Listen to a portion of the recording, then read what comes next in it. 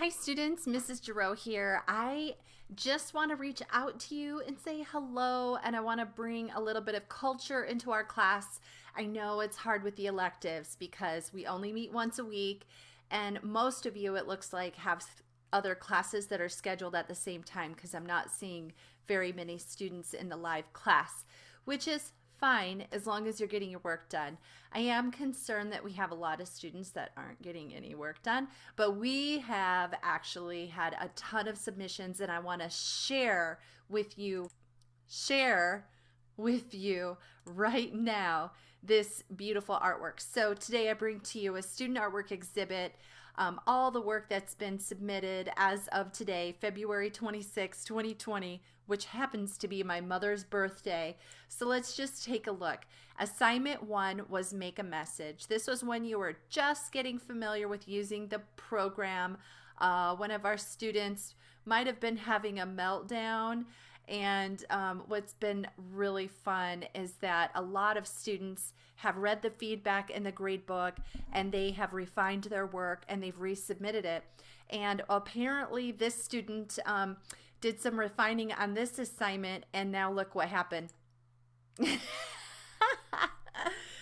The character is a grouch now. Oh my goodness. First he was just melting down. Now he's grouchy. So sorry about that, students.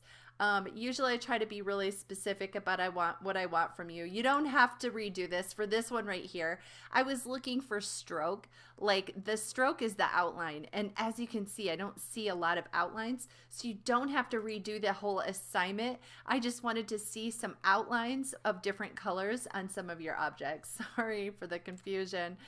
Here's another example of a student getting their hands dirty and making messages. Yes, so some people were like, well, what's a message? Well, if I can interpret it and it has a feeling or an emotion that it evokes, or a story that's being told, that's a message. So this one right here, it says hello, it literally does, but if I look at all of the objects together, it might not be telling me a story other than, hey, look, I got into Inkscape and I learned how to use all this cool stuff. So I'm wanting you to put that together to create a message. This one tells a message. It's a cute little smiley face. It's happy. It's organized. It makes sense. Here's another message, although it is a little more abstract. It's definitely a kooky message. Here's a message. It's a calm and placid evening. It's a simple message. Let me see the stars. That one's a fun message. A happy message. We all want spring. This one was really cool. Nice. Very cool use of the shapes, the star tool, and that is just brilliant. Nice. This one was really fun because I was like, how did they make that lemon? I think they had like maybe they used the rectangle tool or else a star and made a triangle to make the corners of the lemons. I love that highlight. Such a simplistic design, but so powerful. This one is a hoot. Isn't it fun being in an art class? I love being an art teacher. This one is just funny. Who would have thought to use those spirals as the burners on a stove?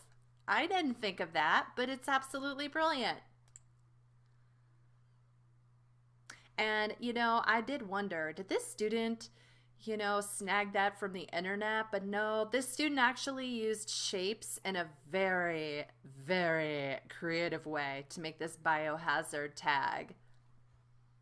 It's a totally legit design. Okay, assignment 2, video game design. This was fun. Students are taking it to another level. We're starting to use gradients. Some of us are starting to use gradients. The video wanted you to learn some Boolean tools such as union and difference. And I wanted you to make some gradients. So not everybody fulfilled the requirements of this. And like I said, I'll give you feedback if you don't. and you can go in and you can fix it and resubmit for full credit, because I do want you to learn all of those skills. So we do have some really fun game design happening right here. Hey, look at that. Got some gradients applied to the stars. So gradients, where it goes, you know, the value goes from like a lighter to a darker color. These hearts have gradients applied to them. There's gradients all over the place. Look at this. There's a radial gradient on the helmet. Makes it look like the sun is reflecting off the helmet. Gradients, gradients, gradients. They make things look three-dimensional. Hey, Pac-Man. Awesome. And you can see evidence of those gradients there. Good job. Now with this apple, I couldn't totally tell if this student had used, you're supposed to use union on the apple. Actually, I can tell if you use union or not, because if you use group instead of union, I will be able to ungroup it and pull it apart. But if you use union, I'm not going to be able to pull it apart. So I can tell if you used union.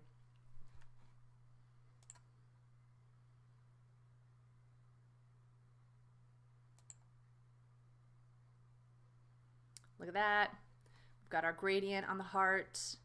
Got some gradients out here. Another objective was to make an eye. Yes. Was it using two circles, right? And the difference? Or which one was it? This one was the intersect tool. That's right. You put two circles together, and then that little spot, you know, like with a Venn diagram where they intersect, it cuts that part out, and that's how you make that. So there's a whole bunch of those. That's cool.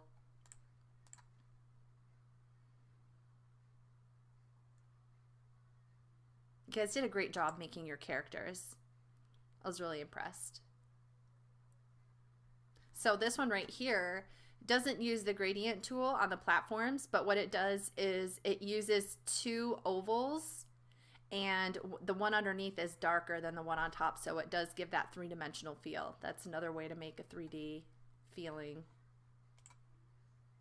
Fun. I love the ways these are melting, and the color theory of this one is really exciting.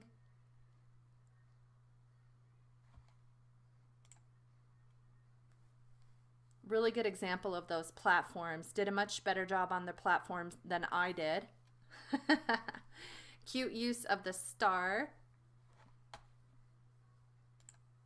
Okay, and then assignment number 3 that was due yesterday, the pencil tool. Now this one actually came in and for assignment 1, but it didn't fulfill the objectives of all the shapes and everything. I'm not sure if this student used Bezier tool or how this student went about making this one. So I kind of snuck it in with the pen tool just because it's a really good example of vectoring. And this one is pretty awesome. One thing about this one is that you can see the actual, this is a drawing that a student did, and then they used the pencil tool to vector it. And I don't want the background, I don't want the original image showing, so in this situation you would want to create a background and make those lines, you know, vector those lines so that we can see them, and this down here as well, so that you hide the original image and we don't see any of the original image. However, we cannot deny that this looks completely awesome. You can submit 2 versions to me so that you can have the version that fulfills all the requirements on the rubric so you get full credit, and the version that's like, this is how I would really want it to look. So I don't mind if you want to submit both versions to me, but you gotta fulfill the rubric requirements. And this one, hello, this is just mind-blowing. So I have to show this one off in Inkscape for a second. Remember, if you hit the number 5, it will bring your whole canvas to the center of your screen. And over here, I've got my layers. I'm going to click on that, and you can see all those beautiful, luscious layers. If you click on the layer menu at the top and go all the way to the bottom, that's another way to pull up your layers as well, if you're not sure about that. but I wanted to just kind of show you what happens when I start to remove these layers that are labeled very well. So the android bod, boom, gone. The hair, boom, gone. The face, gone. The doctor's face, gone. The doctor's bod, gone. The hoverboard, gone. The bunny sidekick, gone. Lines, that was just for the little kitty, so that one might be renamed Kitty. The background, which actually has a lot of stuff on it. Look at this. This is really interesting. And then I'm going to hide these so that you can see the original image. This was the original inspiration. Okay, so let's start bringing it back. There's the little kitty. There's the bunny sidekick. There's the hoverboard. There's the doctor. There's his face. There's the android's face and her hair and her body. So then we put the background. Boom! Pretty cool, huh? Okay, and so then there's the final exported painting. All right, next. This one is called Magnolia, and it's really pretty. Let me go ahead and show you the layers on this one too, so you can see the way that it was put together. It's a pretty simple design, but this is the original image. You can see that it's a drawing that the student did. So they did an outline, and then they started putting on the petals, and it looks like in the end, after they got the background on, they decided, yeah, they didn't really need that outline, and so they exported it just like that. All right, so that's how it looks exported. This one was another one of those where they had the background in there, and this was by choice. It does look really cool with the surfer as a vector and the lifelike waves in the background. It's awesome. Just make sure that you also put in that regular background where you can hide the original image so that you can get your full credit. But yes, submit both versions to me. I love it because I'll show them both off in class. And I just want to say thanks for watching, and thanks for all of your submissions so far. Please check the gradebook and use the feedback and links in the gradebook to get caught up if you're behind. We only have 2 weeks of class left. So get caught up. Bye.